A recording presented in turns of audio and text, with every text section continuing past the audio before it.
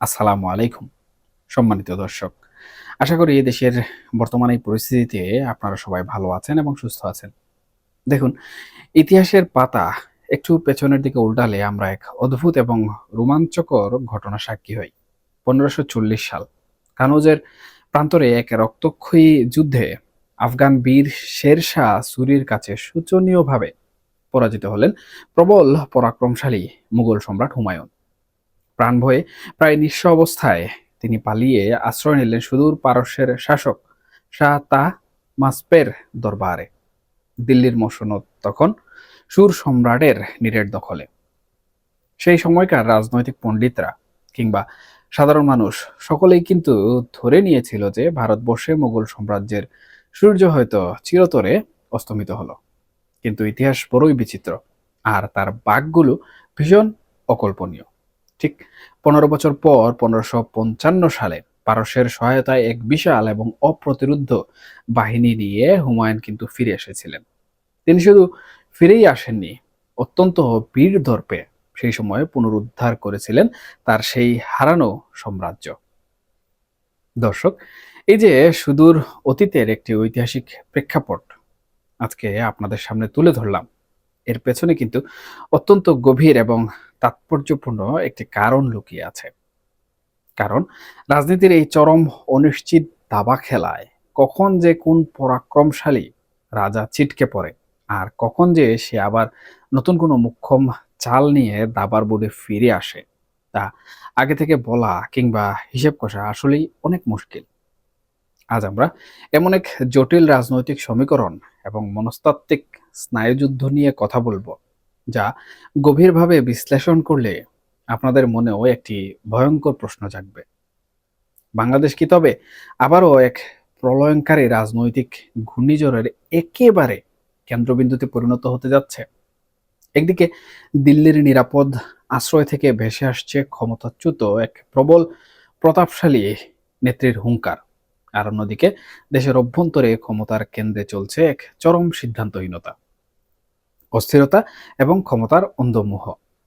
পুরো বিষয়টি যদি আমি আমার নিজস্ব রাজনৈতিক পর্যবেক্ষণ এবং অভিজ্ঞতার আলোকে একটু গভীরভাবে বিশ্লেষণ করার চেষ্টা করি, তবে এমন কিছু চমকপ্রদ এবং গায়ে কাটা দেয়া তথ্য বেরিয়ে আসবে, যা হয়তো আপনারা এর আগে কখনো এভাবে মিলিয়ে দেখেননি।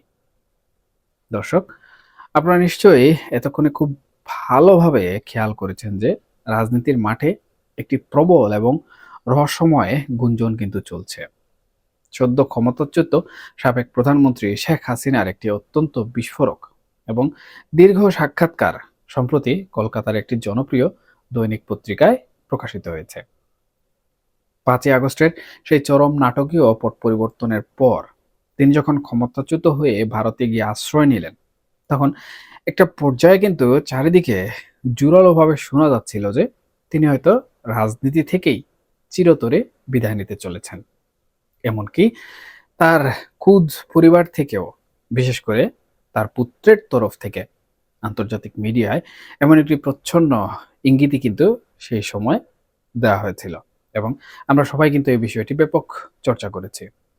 সাধারণ মানুষ থেকে শুরু করে রাজনৈতিক বিশ্লেষকরা প্রায় তখন ধরেই নিয়েছিল যে একটি যুগের হয়তো এখানেই যবনিকা পতন ঘটল। কিন্তু এখন সেই দৃশ্যপট সম্পূর্ণ ১৮০ ডিগ্রি ঘুরে গেছে। শেখ হাসিনা খুব স্পষ্ট, দ্বার্থহীন এবং অত্যন্ত কড়া ভাষায় জানিয়ে দিয়েছেন যে তিনি কোনোভাবেই অবসরে যাচ্ছেন না, বরং তিনি মনে করছেন বর্তমান এই চরম দুঃসময়ে, যখন তার দলের লাখ লাখ নেতাকর্মী ঘর ছাড়া, নির্যাতিত, তখন তাদের ফেলে যাওয়াটা হবে তার পিতার আদর্শের সাথে চরম বিশ্বাসঘাতকতা। দর্শক, আপনারা যদি তার এই বক্তব্যের পেছনের মনস্তত্ত্বটা একটু তলিয়ে দেখেন, তবে বুঝতে পারবেন রাজনীতিতে শব্দের খেলা কতটা ভয়ঙ্কর হতে পারে। তিনি তার সাক্ষাৎকারে একটি অত্যন্ত চমৎকার এবং সুগভীর মনস্তাত্ত্বিক শব্দ কিন্তু ব্যবহার করেছেন। সেটি হচ্ছে প্রাকৃতিক শুদ্ধকরণ বা ন্যাচারাল পিউরিফিকেশন। অর্থাৎ তার নিজস্ব বিশ্লেষণে যারা কেবল হালুয়া রুটি পথ আর ব্যক্তিগত সুবিধার আশায় গত ১.৫ দশক ধরে দলে ভিড়েছিল, তারা এখন বিপদের আঁচ পেয়ে ভুল পাল্টেছে বা ইঁদুরের মতো গর্তে লুকিয়ে পড়েছে। আর যারা আসলে খাঁটি আদর্শের অনুসারী, যারা সত্যিকার অর্থেই দলের প্রতি নিবেদিত প্রাণ, তারা এই চরম দুর্দিনেও জীবন বাজি রেখে দলের পতাকা ধরে রেখেছে। এই যে একটা সাইকোলজিক্যাল গেম, এই যে নিজের দলের কর্মীদের চাঙ্গা করার এবং নতুন করে সংগঠিত করার এক নতুন নেরেটিভ, এটা কিন্তু রাজনীতির ময়দানে এক বিশাল এবং বড় মাস্টার স্ট্রোক চাল। তিনি অত্যন্ত আত্মবিশ্বাসের সাথে যে হুঙ্কার দিয়েছেন, অতীতে যেমন পাকিস্তানি শাসক বা সামরিক জান্তারা আওয়ামী লীগকে নিশ্চিহ্ন করতে পারেনি, তেমনি বর্তমান সরকারও তাদের বাংলার মাটি থেকে কোনোভাবে মুছে ফেলতে পারবে না। এই কথাগুলো কিন্তু বাতাসে ভাসিয়ে দেয়া কোনো ফাঁকা আওয়াজ নয়। তিনি মাথা উঁচু করে দেশে ফেরার যে দৃঢ় প্রত্যয় ব্যক্ত করেছেন, তা শুধু একটি রাজনৈতিক বিবৃতি নয়, বরং এটি তার প্রতিপক্ষের জন্য, দেশের ভেতরে থাকা তার বিরোধীদের জন্য এক বিশাল মনস্তাত্ত্বিক চাপ কিংবা সাইকোলজিক্যাল প্রেশার সৃষ্টির একটি নিখুঁত কৌশল।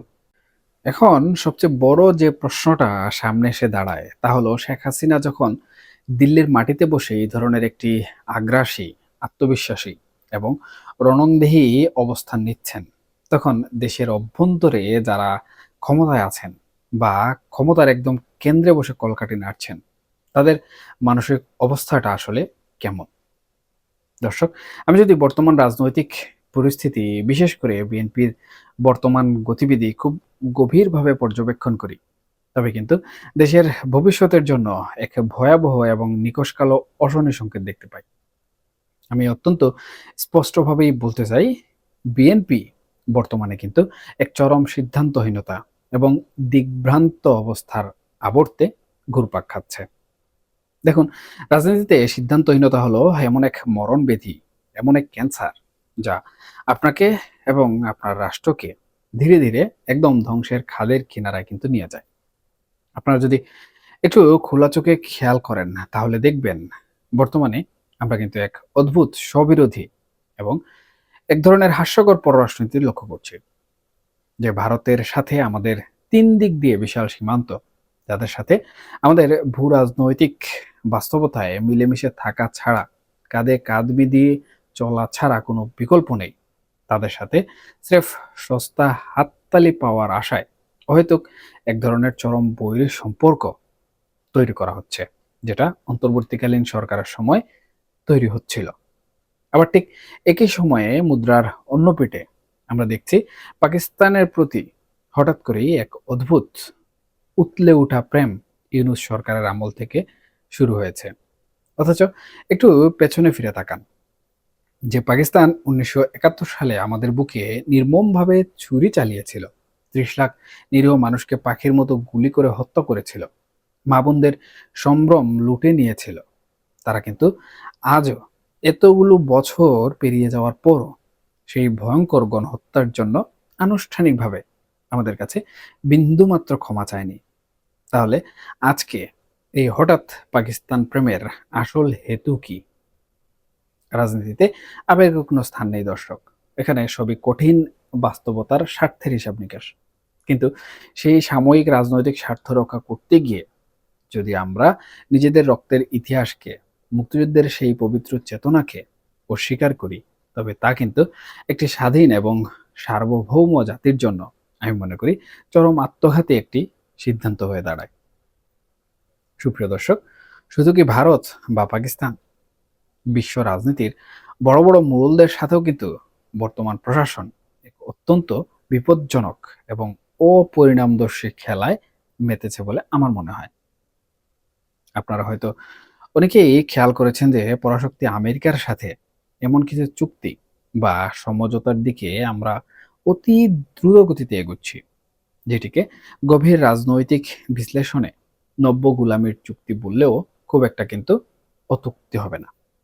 আর আমাদের এই অত্যধিক এবং একপেশে মার্কিন ঘেঁষা নীতির কারণে কিন্তু আমাদের আরেক অন্যতম বৃহৎ উন্নয়নশীল অংশীদার এশিয়ার আরেক পরাশক্তি চীন অত্যন্ত ক্ষুব্ধ এবং বিরক্ত, যার সুস্পষ্ট প্রমাণ আমরা দেখছি যখন বর্তমান সরকারের উচ্চপদস্থদের অতি প্রত্যাশিত চীন সফরটি রহস্যজনকভাবে স্থগিত হয়ে যায় এবং তার বদলে মালয়েশিয়া সফরের তোড়জোড় শুরু হয়।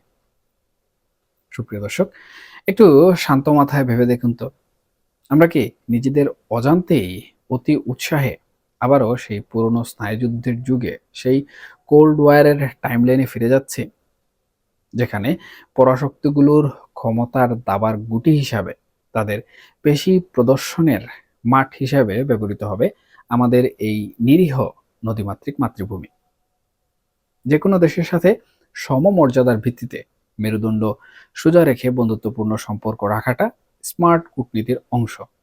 কিন্তু কারো কাছে দেশকে ইজারা দিয়ে দেয়া বা অন্ধভাবে কারো লেজুর বৃত্তি করাটা কিন্তু স্বাধীনতা বিকিয়ে দেয়ারই নামান্তর।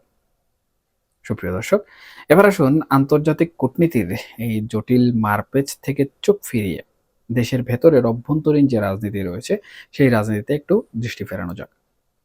একটি দেশের গণতান্ত্রিক কাঠামো তখনই আসলে সবচেয়ে বেশি শক্তিশালী এবং মজবুত হয় যখন সেখানে একটি সুস্থ, সক্রিয় এবং শক্তিশালী বিরোধী দল থাকে। কিন্তু আমি অত্যন্ত বেদনা এবং হতাশার সাথে লক্ষ্য করছি যে অন্তর্বর্তীকালীন সরকারের সময়ে ইতিহাস বিকৃতির এক নির্লজ্জ মহড়া এবং ভিন্নমত দমনের এক নোংরা অগণতান্ত্রিক খেলা শুরু হয়েছে, যা এখনো চলমান। ২৪-এর আন্দোলনে রাস্তায় নামা সাধারণ মানুষ, ছাত্র জনতা তো একটি বৈষম্যহীন সমাজ চেয়েছিল, তাই না?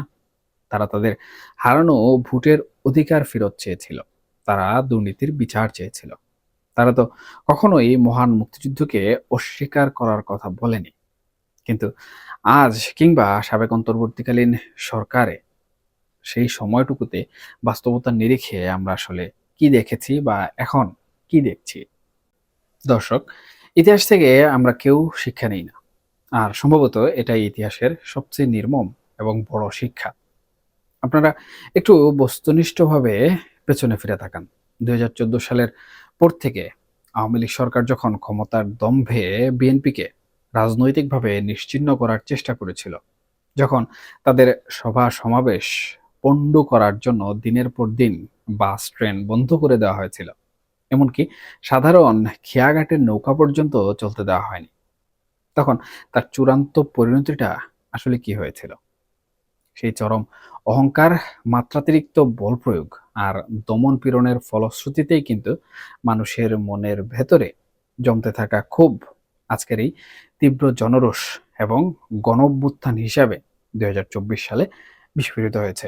এটা কিন্তু স্বীকার করতে হবে, নেপথ্যে যে কারণে থাকুক না কেন।